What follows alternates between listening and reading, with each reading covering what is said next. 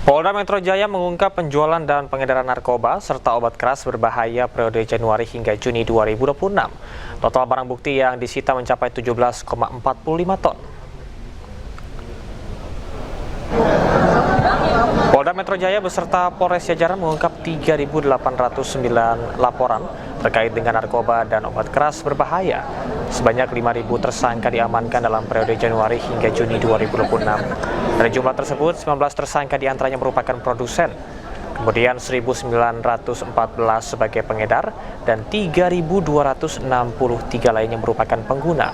Adapun barang bukti yang diamankan mencapai total 17,45 ton, disinyalir total bernilai 1,7 triliun rupiah. Selama periode Januari sampai dengan Juni 2026, Polda Metro Jaya beserta Polres Jajaran telah berhasil mengungkap 3.809 laporan polisi dengan total tersangka sebanyak 5.196 tersangka. Dari jumlah tersebut, terdapat 19 tersangka yang berperan sebagai produsen. Selanjutnya ada 1.914 tersangka sebagai pengedar dan 3.263 tersangka sebagai pengguna. Adapun barang bukti yang berhasil diamankan oleh jajaran Polda Metro Jaya mencapai 17,45 ton senilai kurang lebih 1 triliun 7 miliar. Satgas Operasi Damai Kartens 2026 mengepung Kampung Bajema, Distrik Sugapa, Intan Jaya. Operasi berujung pada penangkapan seorang pria yang diduga terkait dengan kelompok kriminal bersenjata atau KKB.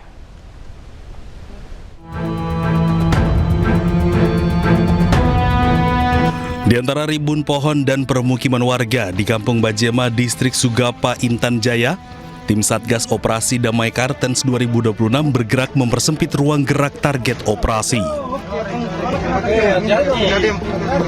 Sesaat kemudian, seorang pria ditangkap tanpa perlawanan berarti. Saat penangkapan, petugas menyita 1 unit telepon genggam yang kini menjadi barang bukti untuk kepentingan penyelidikan. Menurut Kasatgas Humas Operasi Damai Kartens 2026, Kombes Pol Yusuf Sutejo, penangkapan ini merupakan pengembangan penyidikan atas kasus penembakan pos tower Satgas Tindak Intan Jaya pada 19 Februari 2024 yang menyebabkan gugurnya Bribtu Anumerta Alvando Steve Karamoy. Penyidik juga masih mendalami dugaan keterlibatan pelaku dalam sejumlah gangguan keamanan lain di Intan Jaya pada tahun 2026. Jadi pengamanan ini merupakan bagian dari pengembangan penyidikan atas sejumlah peristiwa gangguan keamanan yang terjadi di wilayah Intan Jaya. Ini termasuk kasus penembakan terhadap pos tower Satgas Tindak Intan Jaya pada 19 Januari 2024 yang lalu yang mengakibatkan gugurnya Bribtu Anumerta Alvando Steve Karamoy. Penyidik melakukan pendalaman terhadap dugaan keterkaitan PP dengan sejumlah peristiwa gangguan keamanan. Hingga kini Satgas Operasi Damai Kartens 2026 masih melakukan pengembangan penyelidikan. Masyarakat diimbau untuk tetap menjaga situasi keamanan serta memberikan informasi yang dapat membantu proses penegakan hukum di Papua Tengah. Dari Intan Jaya, Papua Tengah, Cornelia Mudumi, iNews melaporkan. Barreskrim Polri membongkar salah satu jaringan judi online internasional dengan perputaran uang mencapai 13,9 triliun rupiah yang beroperasi di gedung Hayam Wuruk Plaza Tower, Jakarta Barat. Dalam penggerebekan tersebut, ratusan warga negara asing ditangkap.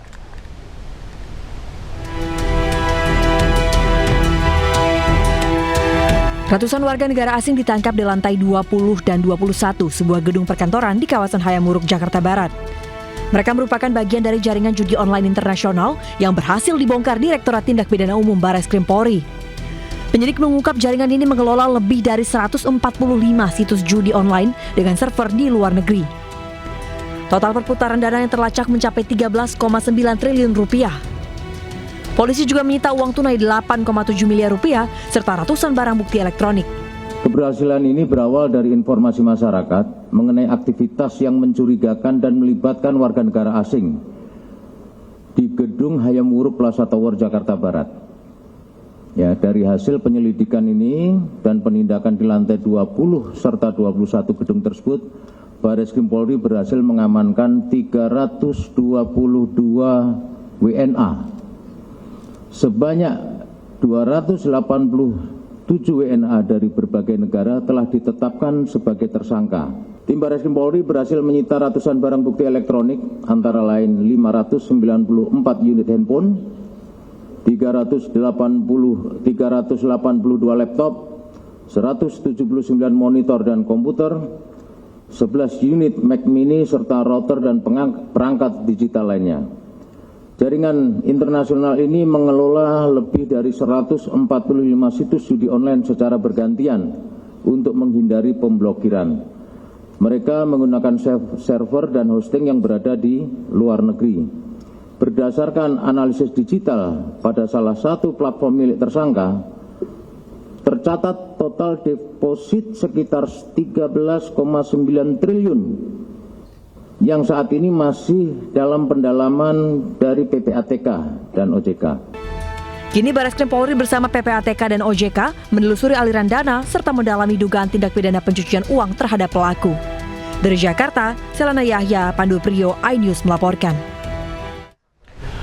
Polda Metro Jaya mengungkap penjualan dan pengedaran narkoba serta obat keras berbahaya periode Januari hingga Juni 2026. Total barang bukti yang disita mencapai 17,45 ton. Polda Metro Jaya beserta Polres Jajaran mengungkap 3.809 laporan terkait dengan narkoba dan obat keras berbahaya. Sebanyak 5.000 tersangka diamankan dalam periode Januari hingga Juni 2026. Dari jumlah tersebut, 19 tersangka diantaranya merupakan produsen, kemudian 1.914 sebagai pengedar, dan 3.263 lainnya merupakan pengguna.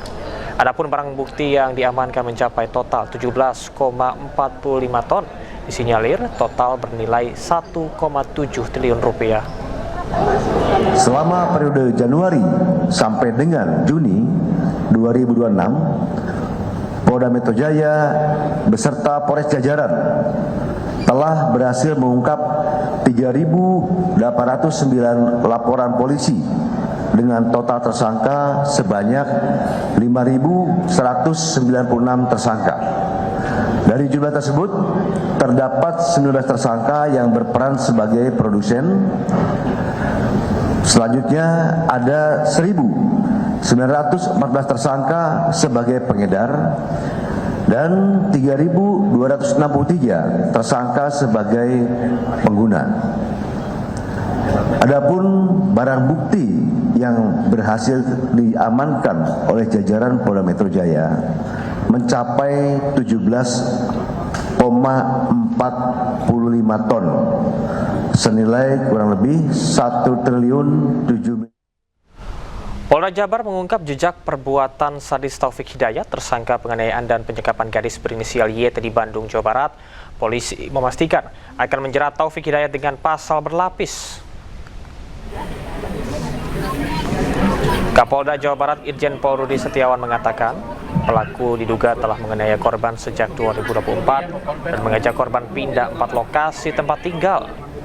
Rudi menilai perbuatan yang dilakukan pelaku tindakan sadis dan tidak wajar. Korban yang disekap dan dianiaya selama 3 tahun mengalami luka serius hingga kerusakan pada sejumlah organ tubuh akibat kekerasan yang dialaminya. Saat ini penyidik masih mendalami kasus tersebut, termasuk kemungkinan adanya korban lain. Rekan-rekan media sekalian, kalau dilihat dari peristiwa dan perbuatannya tersangka, ini termasuk perbuatan yang tidak wajar, sadis, kekerasan yang kita tuntut bersama. Untuk itu kami Polda Jabar semaksimal mungkin akan mempersangkakan tersangka dengan pasal yang seberat-beratnya. Jadi mohon dukungan semuanya supaya kekerasan yang dilakukan oleh tersangka ini mendapat hukuman yang serupa. Di antaranya kami hasil di dalam perkara beberapa keterangan saksi, keterangan korban dan lain-lainnya, koordinasi juga dengan Kejati, Kejaksaan Jawa Barat. Yang pertama adalah pasal 446 ayat 2 KUHP.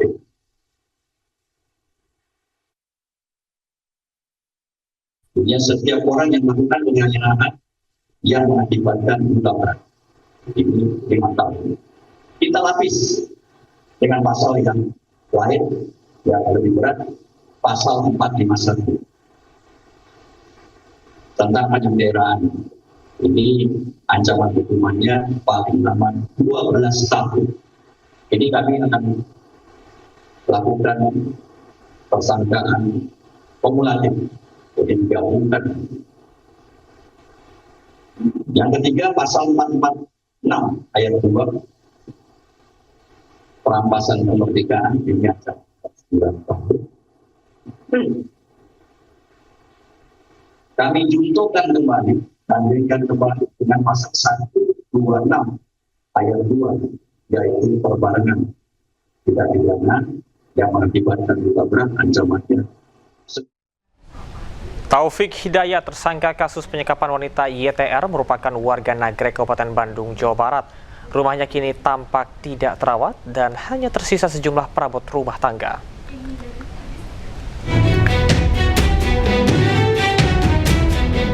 Di Desa Ciaro, Kecamatan Nagrek, Kabupaten Bandung, tersangka Taufik Hidayat tinggal bersama orang tuanya sejak kecil. Namun beranjak dewasa, sekitar tahun 2021, TH diketahui sudah jarang tinggal di kampung tersebut. Warga sekitar pun cukup kaget mendengar kasus penyiksaan yang dilakukan tersangka TH terhadap korban YTR.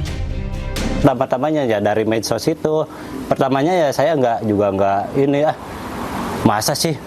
Beberapa hari kemudian ada kabar Polda datang ke sini, iya nyari saya, cuman saya lagi kerja, ditemui lah sama Pak RW gitu. Nah, setelah Polda datang, nah di situ saya baru mulai percaya, berarti bener gitu. Nggak nyangka banget, banyak yang bilang, warga juga nggak nyangka kok bisa sampai gini gitu kan. Saya sendiri kan sebagai RT kok sangat prihatin, kok bisa sampai gini, ini anak gimana gitu ya kan. Nggak tahu ini, dulu-dulunya kan biasa. Sejak dinyatakan menjadi buronan polisi, warga di kampung tempat tinggal tersangka sempat ikut mencari keberadaan TH. Kini, rumah tempat tinggal TH tampak kosong dengan pekarangan yang tidak terurus dan hanya tersisa sejumlah perabot. Dari Kabupaten Bandung, Jawa Barat, Yuan Pangestu, iNews melaporkan. Sebelum terkuaknya kasus penyiksaan oleh Taufik Hidayat, keluarga korban wanita asal Bandung pernah mencari korban dan memviralkan pelaku atas tuduhan membawa kabur korban. Namun akibat viral, korban marah kepada keluarga dan mengaku bekerja di Jakarta. Saya viralin di IG, saya bikin captionnya tuh hilang, adik kami hilang dibawa kabur. Kami ininya dibawa kabur oleh si laki ini gitu, si foto itu laki-laki itu. Rame kan akhirnya, karena di-share-nya di grup tempat suami kerja gitu, maksudnya kan suami Gojek kan, di grup di share di grup Gojek, di Facebook, di Instagram, rame akhirnya banyak yang nge-repost. Terus katanya kan si laki-laki ini tuh salah satu anggota Ormas. Ormas apa? Boleh disebut. Sebutin aja. PP katanya. Oh, udah sebutin aja. Salah satu anggota PP. Kebetulan kata siapa itu? Katanya sih pas ngasihin surat resign itu pakai baju PP gitu. Oh. Ya. Terus suami ada teman kan yang sama anggota PP juga, ditanyain lah, mungkin di-share sama temennya, nyampe mungkin ke si pelaku. Akhirnya malamnya telepon lah, si korban ini nelpon ke suami, marah-marah. Bilang kalau dia tuh nggak hilang, dia nggak mau dicari katanya. Saya nggak hilang, saya bekerja gitu. Loh, kalau bekerja kenapa bilang ngebohong, kata suami saya. Kenapa kamu masih bilang kerja di Nabati, ternyata enggak. Saya kerja di Jakarta katanya gitu. Sekarang saya kerja di Jakarta, saya cuma nggak mau jadi beban pikiran orang tua aja. Saya udah nggak nyaman kerja di Nabati, dia bilang. Pemerintah pusat memastikan penanganan kasus penyekapan dan penganiayaan yang dialami oleh YTR tidak berhenti pada penangkapan pelaku. Menteri Pemberdayaan Perempuan dan Perlindungan Anak Arifatul Khoiri Fauzi menegaskan negara akan mengawal proses hukum sekaligus memastikan korban mendapatkan perlindungan serta pemulihan secara menyeluruh.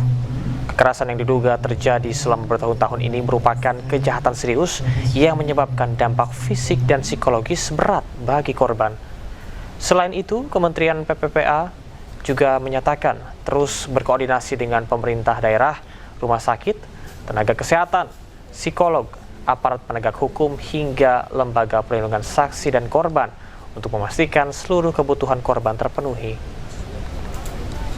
Kami dari Kementerian Pemberdayaan Perempuan dan Perlindungan Anak Republik Indonesia menegaskan bahwa perlindungan terhadap hak hidup, rasa aman, dan bebas dari penyiksaan bagi setiap perempuan adalah mandat konstitusi. Segala bentuk kekerasan di ranah domestik maupun personal merupakan kejahatan serius yang harus ditindak secara tegas tanpa kompromi. Bagi Kementerian Pemberdayaan Perempuan dan Perlindungan Anak, penangkapan pelaku bukanlah akhir dari proses penanganan kasus ini.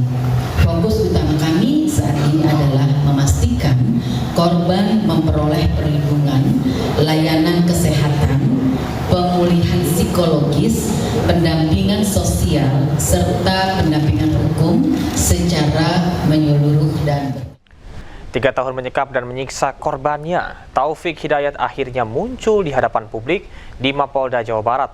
Dengan kepala tertunduk, tersangka menyampaikan permintaan maaf, namun ditolak tegas oleh pihak keluarga. Masih mulus, Pik. Pik, rada kaharep, Pik. Pik, rada kaharep, Pik. Dengan kepala tertunduk, tersangka Taufik Hidayat menyampaikan permintaan maaf atas perbuatannya. Permintaan maaf ini disampaikan setelah dihadirkan di Mapolda Jawa Barat. Namun tersangka tidak bisa menjawab satupun pertanyaan jurnalis.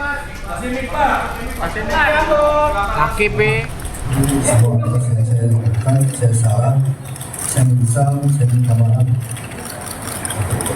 Sedangkan Risa udah kayak gini, dia bilang minta maaf. Gak ada sih kata maaf. Saya tidak selama waktu saya tidak bersama. Saya nggak mau anak saya diadakan kayak pulang. Sakit, lebih sakit dari anak saya. Pak, saya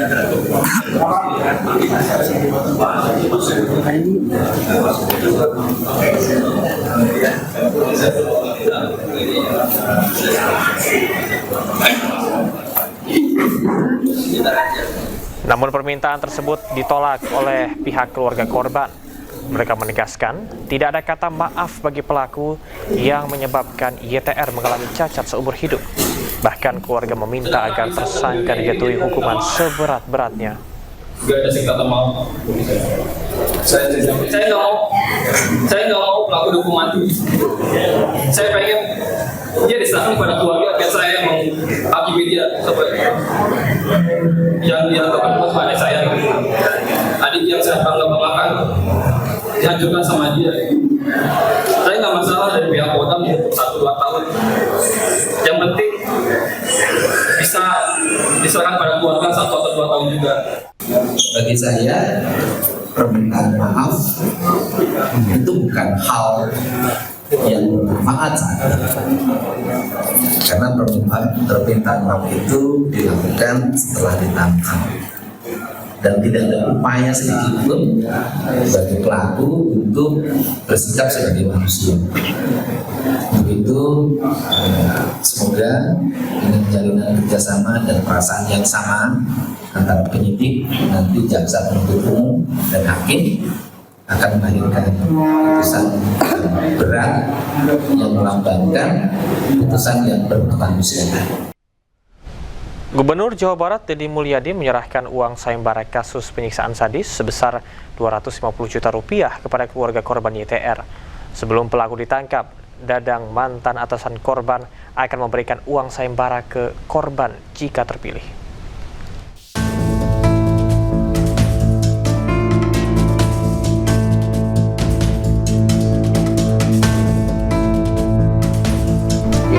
Gubernur Jawa Barat Deddy Mulyadi menyerahkan uang sayembara kasus penyiksaan sadis sebesar 250 juta rupiah kepada keluarga korban YTR.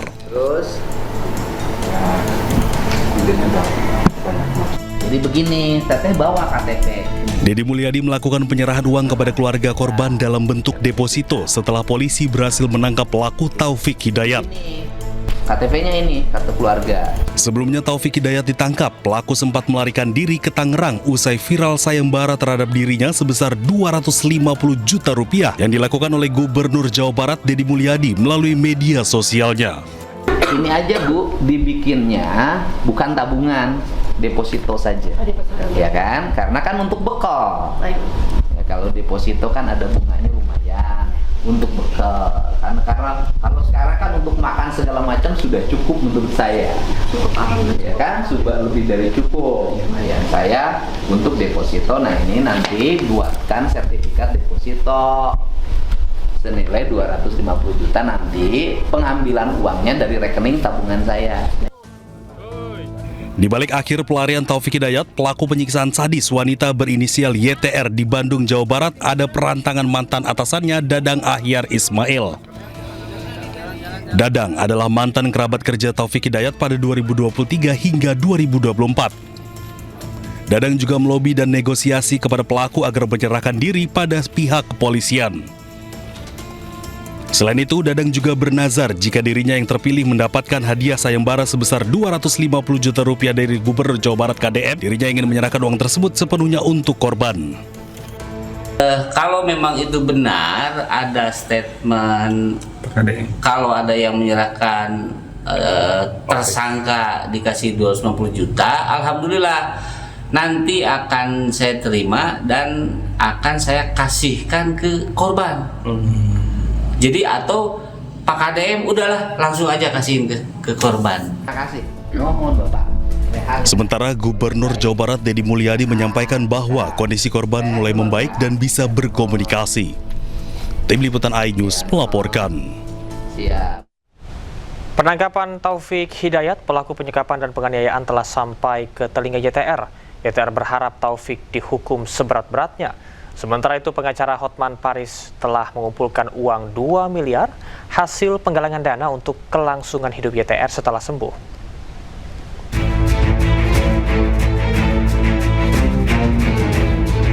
Kondisi YTR terus membaik, bahkan pada Jumat pagi YTR dikabarkan sudah bisa duduk dan berkomunikasi meskipun perlahan. Kondisi YTR yang terus menunjukkan perkembangan serta semangat kuat untuk sembuh. Kabar ditangkapnya Taufik Hidayat menjadi salah satu penyemangatnya. Selain berterima kasih kepada semua pihak yang sudah membantu, YTR berharap agar mantan kekasihnya itu dihukum seberat-beratnya. Alhamdulillah, senang sekali. Terima kasih Pak Kapolda sudah membantu saya. Saya jadi lebih senang lagi, saya lebih bahagia lagi, dan saya lebih tenang karena dia sudah tertangkap. Kita pengennya dia diapain Tani? Hukumannya apa tak? Saya pengennya dia dihukum seberat mungkin. Dia ngerasain apa yang saya rasain. Kita serahkan ya Tanya ke pihak berwajib. Amin, ya Allah, semoga si pelaku dihukum seberat-beratnya, setimpal-timpalnya. Kalau bisa mata ganti mata. Sementara itu pengacara Hotman Paris terus menggalang dana untuk YTR. Donasi yang terkumpul melalui rekening Hotman Paris Hutapea dalam 3 hari ini sudah tembus di angka 2,1 miliar lebih. Jadi sudah 2 miliar, adik kita di rumah sakit tenangkan aja. Saya sudah siapkan di sini modal untuk masa depanmu menempuh hidup baru. Salam dari Singapura dari abangmu Hotman Paris. Ingat, masa depan kita yang kita tidak tahu. Sekarang masa depanmu bisa cerah, hijau itu akan meringkuk di dalam penjara puluhan tahun. Semua dana yang dikumpulkan nantinya akan diserahkan secara langsung kepada YTR untuk menata hidupnya kembali setelah sembuh nanti. Dari Cirebon, Jawa Barat, Mahardika, iNews melaporkan. Setelah putusannya berkekuatan hukum tetap, pengacara Rasman Arief Nasution resmi dieksekusi ke Lapas Kelas 1 Cipinang, Jakarta Timur. Terpidana kasus pencemaran nama baik tersebut akan menjalani pidana penjara selama 1 tahun 6 bulan.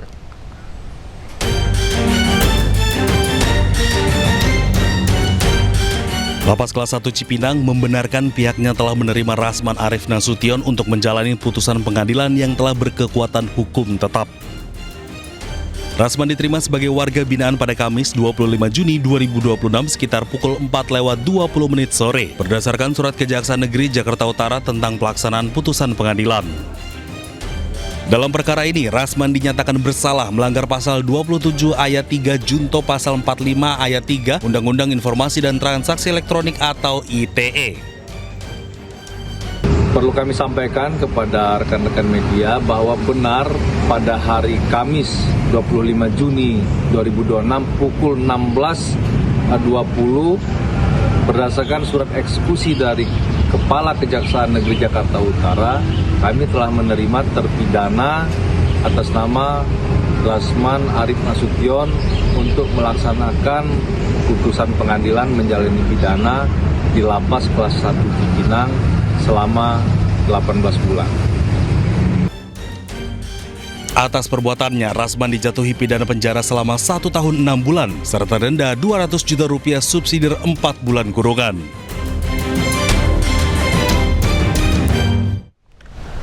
Karena tak ada jadwal kunjungan pada hari Jumat, petugas lapas Cipinang tidak mengizinkan kerabat dan keluarga menemui Rasman Nasution. Rasman akan menjalani vonis 1,5 tahun penjara dalam kasus pencemaran nama baik Hotman Paris Hutapea.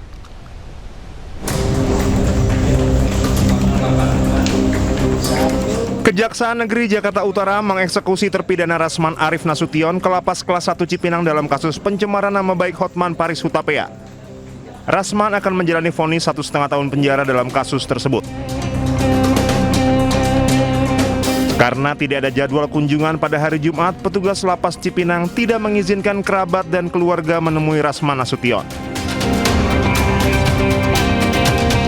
Sebelumnya dalam sidang di Pengadilan Negeri Jakarta Utara, Majelis Hakim meyakini Rasman bersalah atas tindak pidana pencemaran nama baik dan menjatuhkan hukuman 1,5 tahun penjara. Rasman juga dihukum membayar denda sebesar Rp200 juta.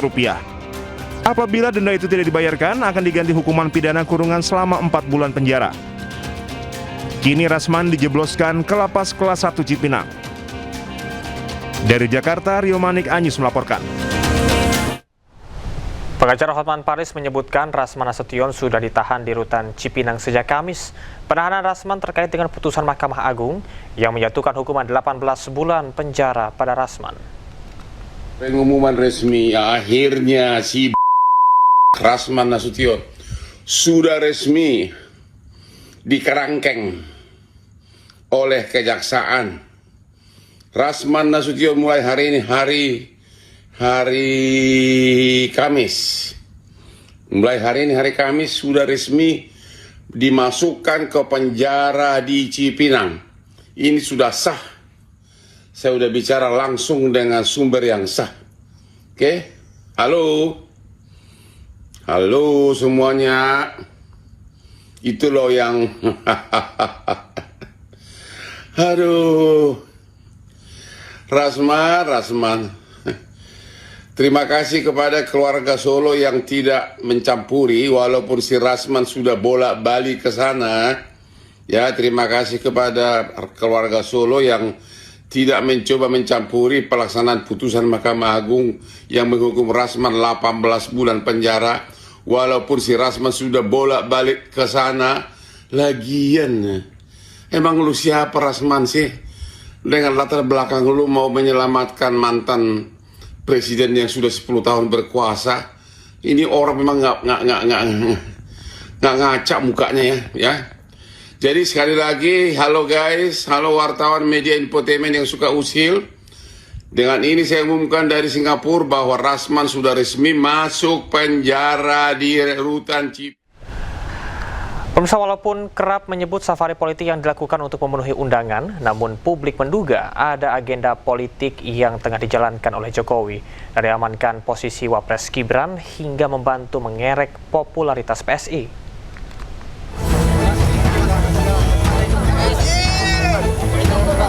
Setelah gembar-gembor akan tur politik, Jokowi akhirnya mewujudkan keinginannya.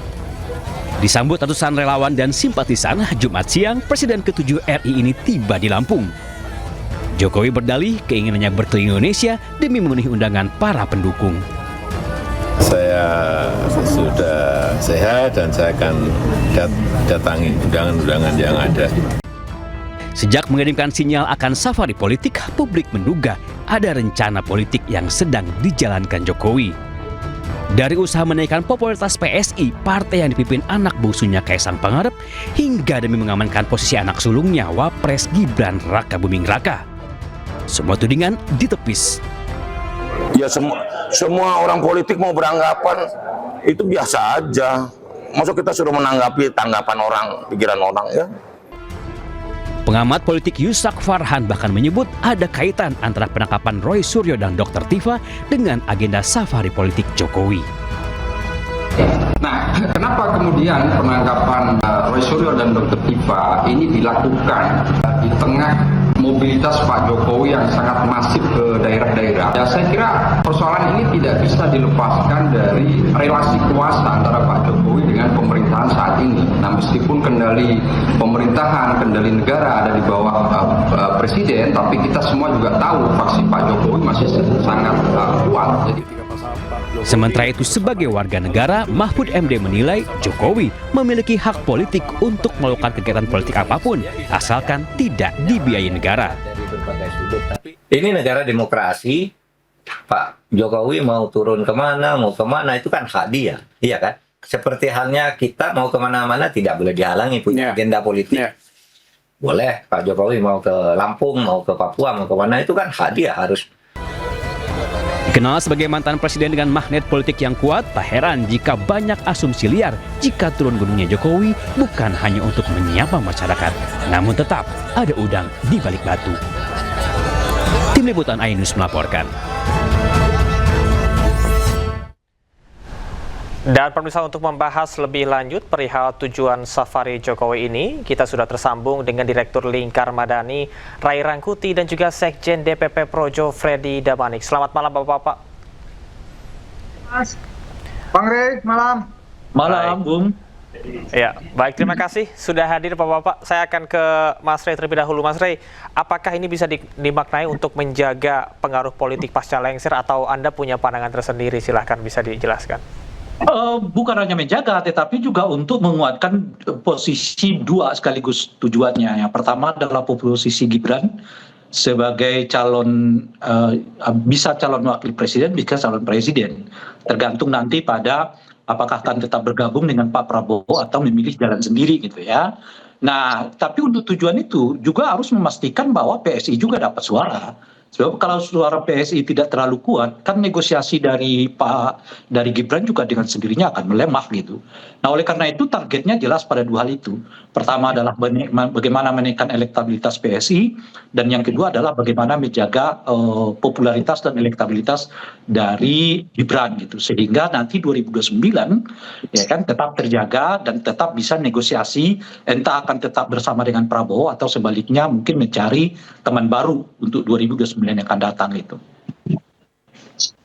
Bung Freddy, publik menilai bahwasanya safari politik yang dilakukan oleh Jokowi ini apakah sebagai bagian dari konsolidasi politik jangka panjang atau seperti apa?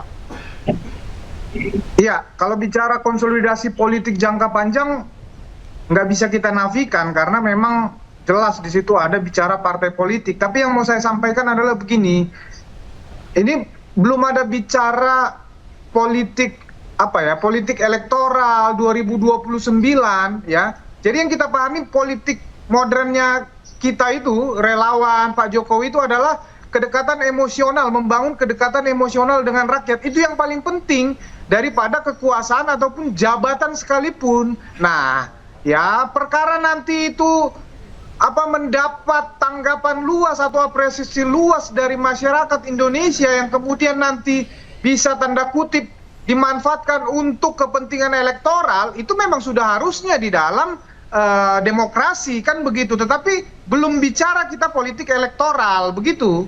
Oke, baik.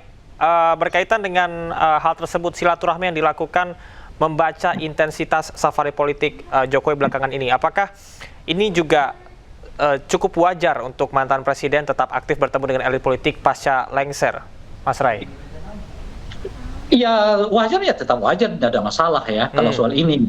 Yang jadi masalah bagi saya itu adalah seolah-olah ingin menafikan bahwa salah satu target dan tujuan dari pertemuan-pertemuan ini adalah politik gitu. Nah, maksud saya itu menurut saya yang ya kurang wajar gitu ya. Kalau bertemu ya silakan saja gitu. Nah, apakah ini terlalu pagi? Oh enggak juga. Karena kenapa gitu? Karena bagi Pak Jokowi akan berbeda dengan partai-partai politik yang eksis gitu. Kalau partai-partai politik yang eksis kan sudah dengan sendirinya mereka sedang bekerja ya, melalui aktor-aktor mereka di daerah, termasuk di dalamnya tentu melalui tokoh-tokoh mereka secara nasional gitu. Mereka sedang bekerja. Ya Golkar bekerja melalui Bahlil dan menteri-menteri lain gitu ya. PKB melalui Muhaimin dan menteri-menteri lain, PAN melalui Pak Zulkifli dengan menteri-menteri lain dan seterusnya. Mereka sedang bekerja secara politik sebetulnya gitu. Entah itu dilakukan secara terbuka atau tidak gitu. Nah, itu satu hal. Oleh karena di PSI-nya kelihatan belum muncul tokoh yang dapat meraup suara, termasuk di kalangan menteri-menteri yang mereka punya sekarang, ya mau tidak mau ya Pak Jokowi ya harus turun dari sekarang. Sebab kalau tidak, ya mereka akan ketinggalan.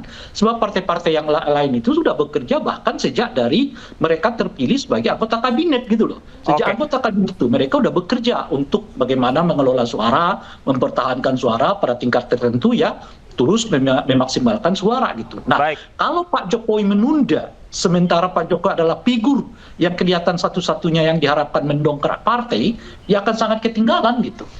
Baik, Bung Rey, ini penegasan, artinya Anda menilai langkah Jokowi tadi yang sempat disinggung mengenai mengamankan posisi Gibran. Apakah Anda melihat korelasi yang begitu kuat di sini? Oh iya, kan udah jelas-jelas mereka menyebut bahwa salah satu dari agenda ini adalah meyakinkan dan mempertahankan Prabowo Gibran bukan hanya untuk 2029, mulai dari sekarang gitu. Itu kan disampaikan tuh berulang kali itu. Ya tentu tidak disampaikan oleh Freddy karena Freddy kan relawan. Tapi kan kalau PSI-nya kan menyampaikan gitu. Nah, mempertahankan Prabowo Gibran dan ingin melanjutkan 2 periode gitu. Nah, oleh karena itu ya tujuannya politik. Kalau disebut tadi Bung Freddy misalnya ini adalah silaturahmi, iya namanya silaturahmi politik gitu loh Pak.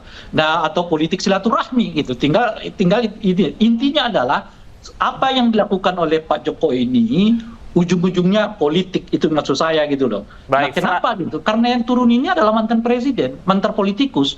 Kalau saya yang turun, beda lagi. Kalau Anda yang turun, namanya meliput gitu loh kira-kira ya. Kalau intelektual yang turun, namanya mendidik gitu loh kira-kira itu. Tapi kalau politisi turun ke rakyat, ya kan, apalagi menyebut dengan istilah apa namanya itu ya, yang dulu kita kenal di 2014 yang lalu gitu, belusukan gitu, istilah yang cukup populer untuk mengangkat secara politik nama Pak Jokowi, ya itu tujuannya adalah politik. Baik, Bung Freddy ada tanggapan? Silakan. Iya, seperti saya katakan tadi, justru kita menjadi tidak masuk akal ketika kita nafikan ini bukan kegiatan politik. Pak Jokowi insan politik, presiden 2 periode.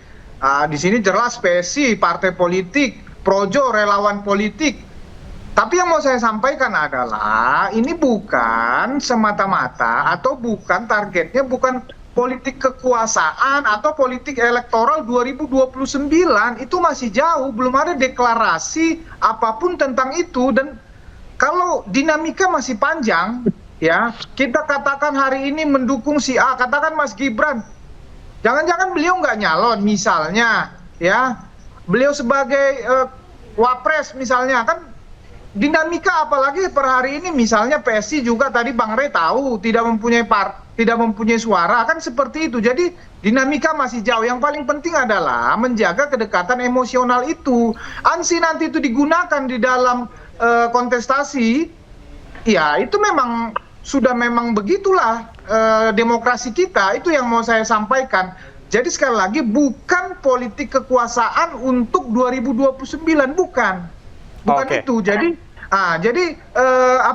kehadiran kami di sini juga projo misalnya ya, kami menyambut Pak Jokowi ya, sebagai pendukung Pak Jokowi di Lampung ini kami menyambut beliau. Tetapi kalau misalnya ada kegiatan-kegiatan partai, memang tujuan Pak Jokowi ke Lampung ini memang utamanya adalah untuk PSI. Tentu kami Projo sebagai relawannya Pak Jokowi tidak hadir di dalam kegiatan-kegiatan partai tersebut karena di Projo sendiri banyak terdiri dari partai-partai politik yang lainnya. Jadi otomatis kami tidak hadir di situ. Tetapi ya untuk acara-acara yang adat, ya acara-acara bersama masyarakat, acara-acara dengan tokoh-tokoh relawan, tentu kami Projo hadir gitu. Demikian. Baik.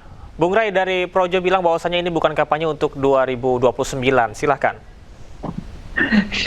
Jadi harus dibaca, kadang-kadang kalau cara berkomunikasi Pak Jokowi ini kan sering kali harus dibaca yang sebaliknya gitu. Jadi kalau misalnya Bung Freddy mengatakan belum tentu loh Gibran mau dicalonkan sebagai calon presiden atau wakil presiden 2029.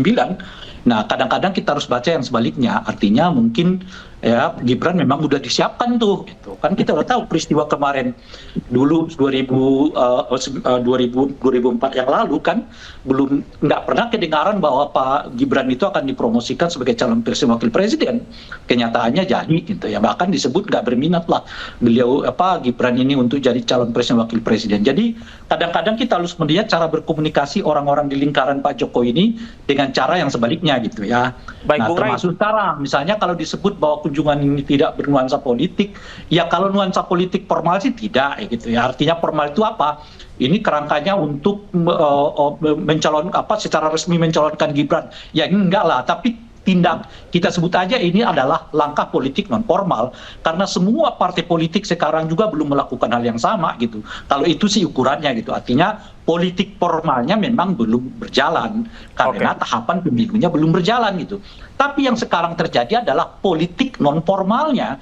Nah, salah satu politik non formal itu ya apa yang dilakukan sekarang.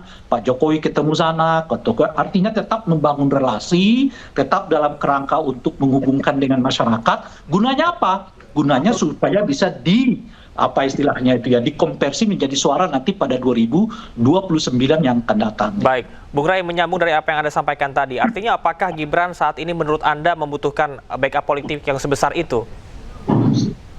Mau tidak mau, ya, sebab persaingannya kan kelihatan makin ketat ya. Kalau mengandalkan Gibran secara pribadi, ya waduh berat sekali itu. Dan kita tahu penuh bahwa Gibran ini sangat tergantung pada popularitas dari Pak Jokowi gitu.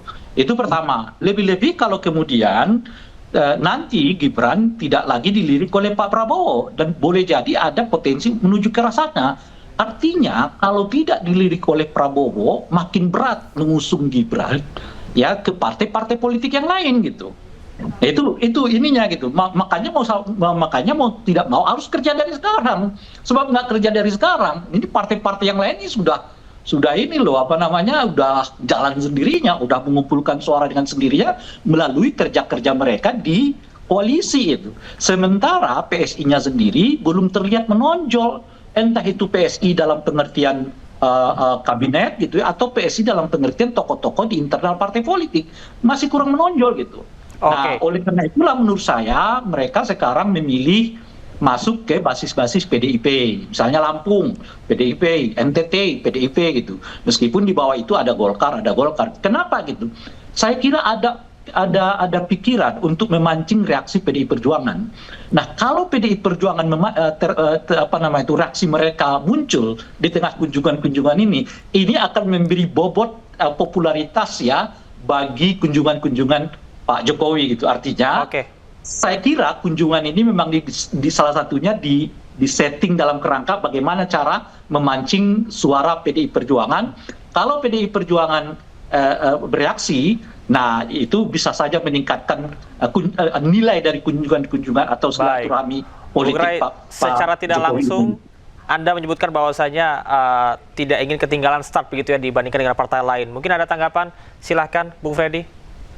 Iya, kalau kami relawan arahan Pak Jokowi sampai sekarang masih jelas ya mendukung pemerintahan Prabowo Gibran ini ya. Tentu itu yang akan kami lakukan, akan mengawal pemerintahan ini ya. Kami mengawal program-programnya, ada masukan-masukan dari masyarakat kami sampaikan kepada pemerintah. Itu yang kami lakukan. Dan kami lihat juga ya Mas Gibran, kalau bicara tadi Bang Ray banyak bicara Mas Gibran, sampai sejauh ini hubungannya masih sangat baik dengan Presiden Prabowo dan masih inline ya, dan kami melihat itu juga menjadi hal yang positif. Tentu kinerja Wapres juga jujur kami melihat makin hari semakin baik ya, semakin baik, dan itu menjadi, kalau bicara politik tentu itu menjadi tabungan politik buat dia untuk kedepannya. Tetapi sekali lagi kami belum mau berbicara politik elektoral ataupun politik kekuasaan untuk 2029 karena itu masih sangat jauh. Habis kita energi kita untuk mendiskusikan itu. Demikian. Baik, politik elektoral atau kekuasaan baik untuk formal maupun menuju 2029 atau tidak, kita akan lihat bagaimana eskalasi yang dilakukan untuk situasi politik ke depan. Terima kasih Bung Ray dan juga Bung Fedi. Selamat beraktivitas kembali. Sampai ketemu lagi ya.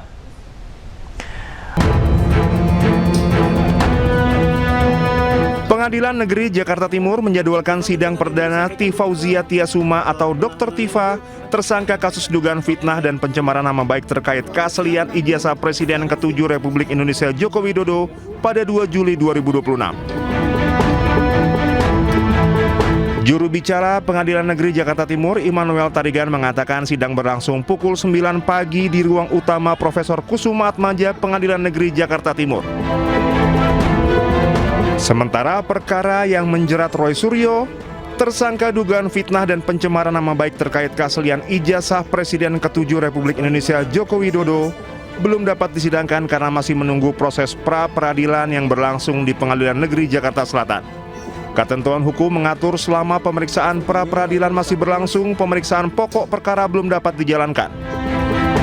Berkas perkara kedua terdakwa telah dilimpahkan oleh Kejaksaan ke Pengadilan Negeri Jakarta Timur pada 23 Juni 2026 dan telah dinyatakan lengkap setelah melalui pemeriksaan administrasi oleh Kepanitraan Pidana.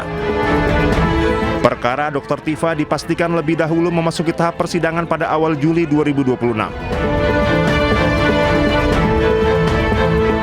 Terkait rencana sidang pertama untuk Dr. Tifa, itu telah ditetapkan oleh Majelis Hakim akan diselenggarakan pada hari Kamis tanggal 2 Juli 2026 yang akan datang, dimulai pukul 9.00 WIB bertempat di ruang sidang utama atau ruang sidang Profesor Kusuma Atmaja di Pengadilan Negeri Jakarta Timur. Sedangkan untuk sidang Bapak Roy Suryo, oleh karena yang bersangkutan sampai hari ini masih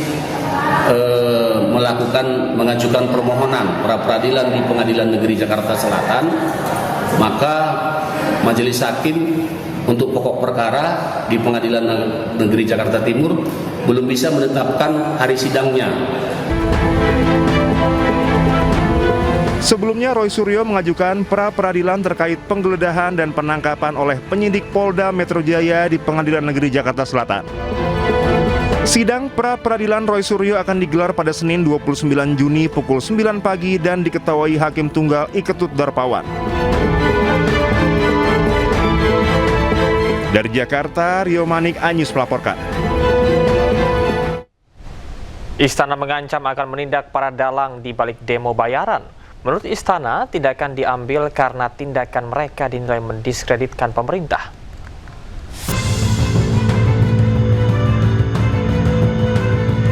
Kepala Staf Kepresidenan Jenderal Purnawirawan Dudung Abdurrahman mengungkap akan ada langkah hukum bagi dalang yang membiayai aksi demonstrasi yang tengah marak terjadi.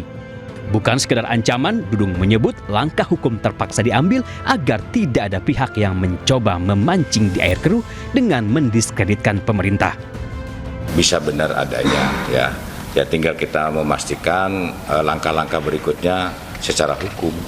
Ya, sehingga kedepannya mudah-mudahan apapun informasi, apapun kegiatan-kegiatan yang kemudian mendiskreditkan pemerintah dengan motif apapun, ya marilah kita bangun bangsa ini dengan pemikiran yang secara komprehensif. Sebelumnya, Presiden Prabowo Subianto menyebut ada tangan-tangan kotor yang membiayai berbagai aksi unjuk rasa. Prabowo bahkan menegaskan jika ia tahu siapa sosok di balik penyuplai dana demo di berbagai daerah. Hati-hati loh, saya kasih peringatan mereka-mereka itu, saya tahu Siapa yang bayar demo, gue tahu itu. Ditanya anak-anak demo nggak ngerti. Mau demo apa ya? Sejak 2 pekan terakhir, berbagai elemen masyarakat turun ke jalan untuk menyuarakan aspirasi mereka. Mereka menuntut pemerintah mengevaluasi berbagai kebijakan yang telah dibuat, dari kenaikan BBM hingga program makan bergizi gratis. Pemerintah pun telah membuka pintu untuk membuka ruang dialog dengan masyarakat. Tim Liputan Ainus melaporkan. Uang negara hampir 400 miliar rupiah menguap dalam pengadaan puluhan ribu motor listrik Badan Gizi Nasional yang diduga dikorupsi Dadan Hidayana CS. Lalu mau dikemanakan ribuan motor listrik yang sudah terlanjur dibayar oleh negara? Berikut laporan Anissa Rizkia dari gudang motor listrik BGN di Sentul, Bogor. Ini merupakan gudang yang disegel oleh pihak Kejaksaan Agung berisi ribuan motor listrik pengadaan Badan Gizi Nasional. Ada sekitar 18.000 lebih motor listrik yang disegel oleh pihak Kejaksaan Agung, nantinya akan diapakan? Ikuti penelusuran saya.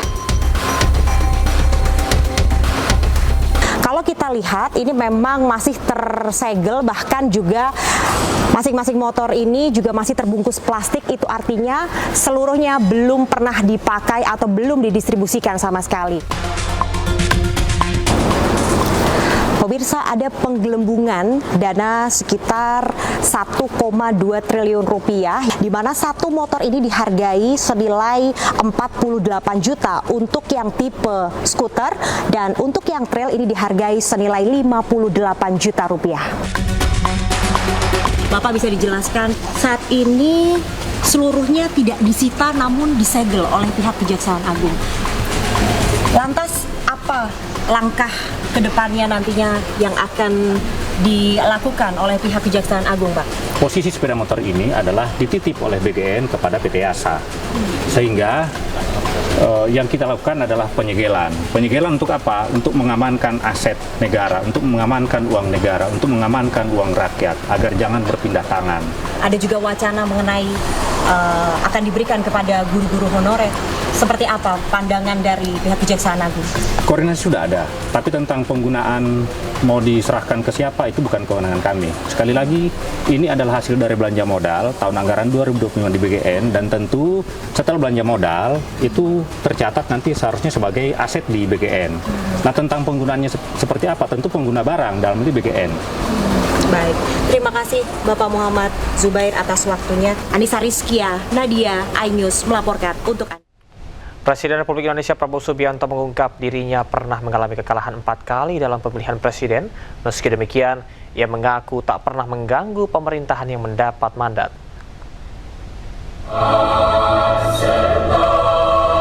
Hal tersebut disampaikan Prabowo dalam sarasehan kebangsaan Konvensi Sains Teknologi dan Industri Indonesia 2026 di JCC Senayan, Jakarta hari Jumat. Di tengah para rektor dan guru, Prabowo mengajak semua pihak bersatu dalam menyelesaikan masalah bangsa. Ia juga berterima kasih kepada para akademisi yang tak menertawakan dirinya kalah Pilpres. Sebab selama ini, saat Prabowo ungkit 4 kali kekalahannya, rakyat menertawakan hal tersebut. Pada kesempatan itu, Prabowo pun mengingatkan Indonesia sepakat untuk hidup sebagai negara di mana kedaulatan rakyat yang berkuasa. Sementara wujud dari kedaulatan tersebut adalah demokrasi yang menunjuk pemimpinnya melalui pemilihan. Bernegara, saya kira kita perlu untuk renungkan masalah bernegara. Saya kira saudara-saudara, ini adalah kata-kata pembukaan saya. Saya selalu berusaha dengan persuasi. Saya sebagai pemimpin politik, saya dipilih secara demokratis. Saya maju ke rakyat 5 kali minta mandat. 4 kali tidak diberi mandat. 4 kali saya kalah. Tapi saya tidak mengganggu pemimpin yang dapat mandat.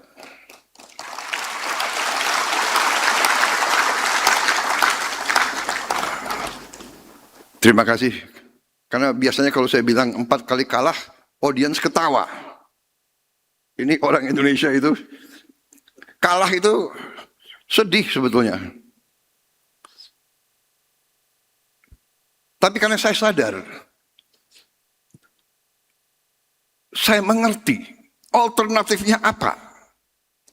Karena kita sudah sepakat, bangsa Indonesia sudah sepakat, kita ingin hidup sebagai negara di mana kedaulatan rakyat yang berkuasa.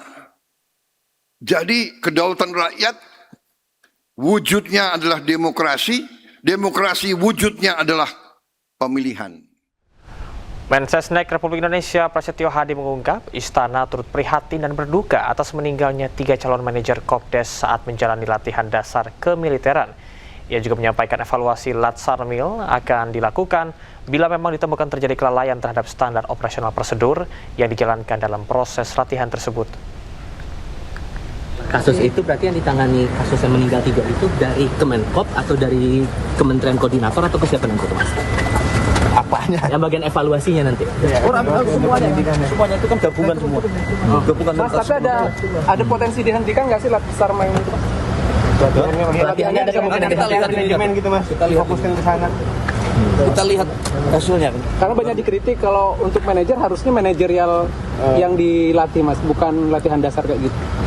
Nah, itu kan bagian dari proses pelatihannya ya. Nanti kan kalau mengenai kompetensinya tetap ada juga.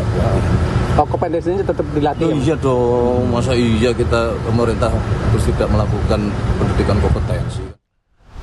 Sebelumnya 3 calon manajer Koperasi Desa Merah Putih meninggal dunia saat mengikuti pelatihan militer. Ketiga peserta tersebut meninggal karena penyebab berbeda, yakni serangan panas atau heat stroke, henti jantung, dan tuberkulosis.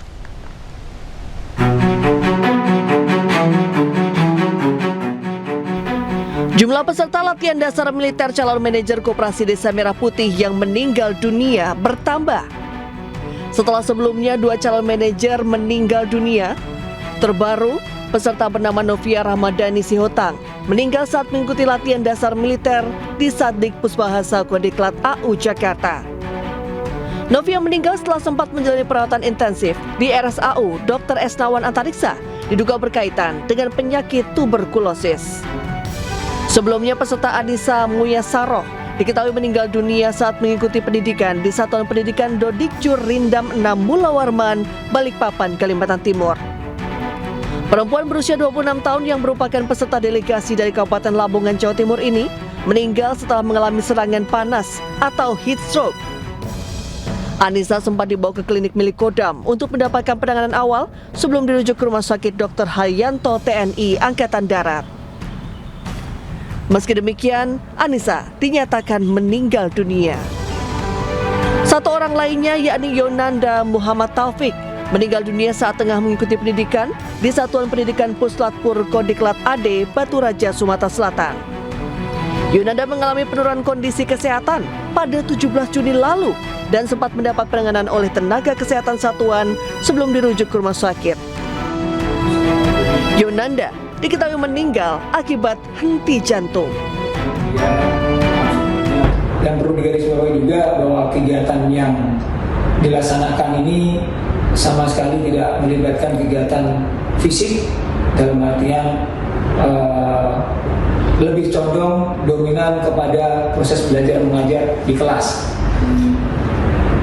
Saya juga memastikan bahwa dalam prosedur penanganan pada saat kejadian sudah dilaksanakan dengan tepat, diawali dengan pemeriksaan di lapangan, kemudian dibawa ke klinik kesehatan yang ada di Dodikjur. Karena melihat perkembangan yang terjadi oleh yang bersangkutan tidak membaik, segera dilarikan, dirujukan ke rumah sakit Dr. Haryanto Krisdiana Mulawarman.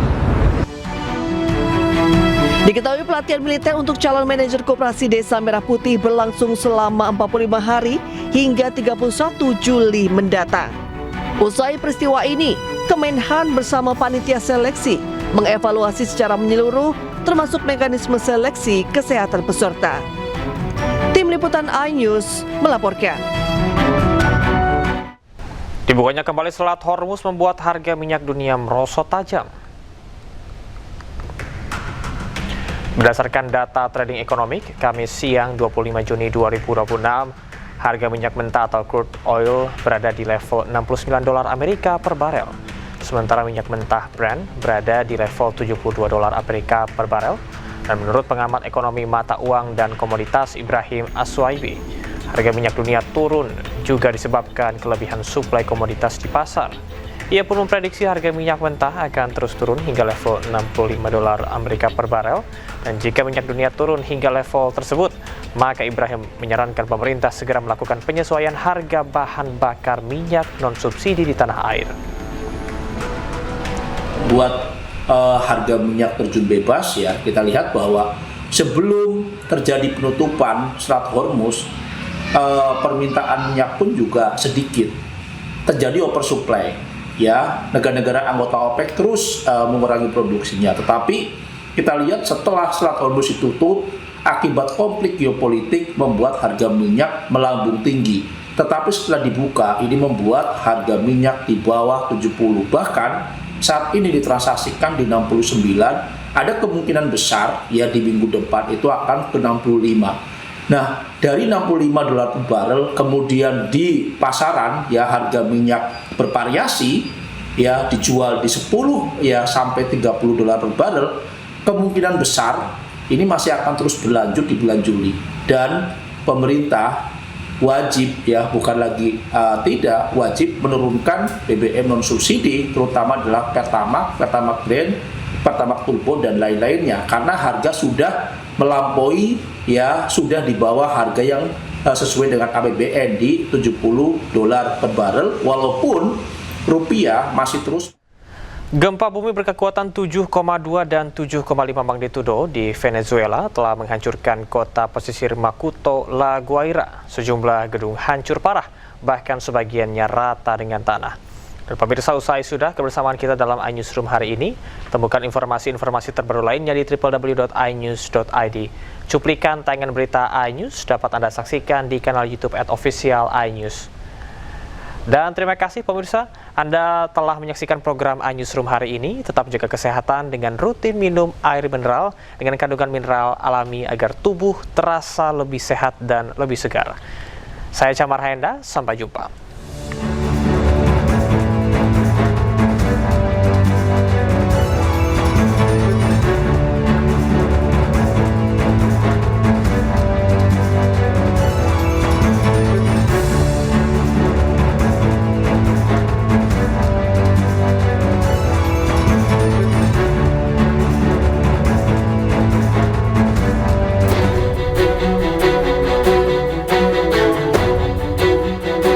Sebuah rekaman udara menunjukkan dampak dari gempa berkekuatan 7,2 dan 7,5 magnitudo di Venezuela yang menghancurkan kota pesisir Macuto, La Guaira. Hampir 100 gedung runtuh, bahkan sebagiannya rata dengan tanah menjadi puing-puing. Kepulan asap juga masih terlihat membumbung dari beberapa infrastruktur yang rusak. Warga terpaksa meninggalkan rumah mereka di wilayah pesisir yang menyebabkan kemacetan panjang karena khawatir akan gempa susulan. Kementerian Kesehatan Venezuela mengatakan gempa bumi telah menewaskan sekitar 235 orang dan melukai lebih dari 4.300 orang.